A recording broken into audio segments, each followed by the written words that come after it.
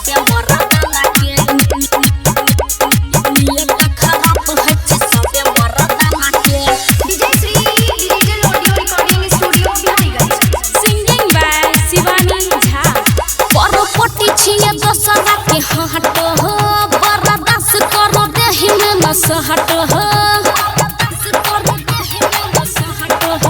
परपटी छिए दोसरा के हट हो बर्दाश्त करो देहि में न सहट छे आदत बेकार ई जमाना के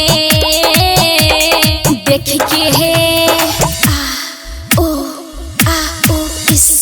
देखिए सटे जबे पे दूसरा जमाना के देखिए सटे जबे पे दूसरा जमाना के। अरे नियत खराब है सबे मरदाना के नियत खराब है सबे मरदाना के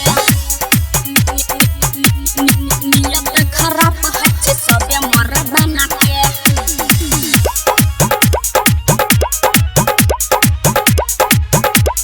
नियत खराब है सबे मरदाना के। DJ Sri Digital Audio Recording Studio Bihariganj। केतना देखे लोभ न मरी हजारा के छुए नहीं देब अपन चमक सितारा के छुए नहीं देब अपन चमक सितारा के। केतना देखे लोभ न मरी हजारा के छुए नहीं देब अपन चमक सितारा। देखो चौपना गिराओ समियाना के देख के है देखिए सटे जबे पे दूसरा जमाना के देखिए सटे जबे पे दूसरा जमाना के। अरे नियत खराब है सबे मरदाना के नियत खराब है सबे मरदाना के नियत खराब है सबे मरदाना के। DJ Sri Digital Audio Recording Studio Bihariganj। नियत खराब है सबे मरदाना के।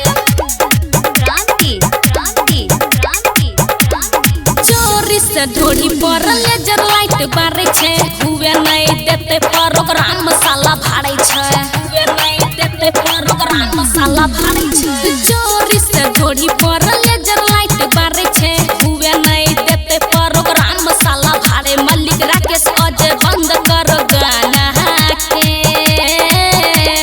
देख के है देखिए सटे जबे पे दूसरा जमाना के देखिए सटे जबे पे दूसरा जमाना के। अरे नियत खराब है सबे मरदाना के नियत खराब है सबे मरदाना के। Recording by Ajay Astar Bihar।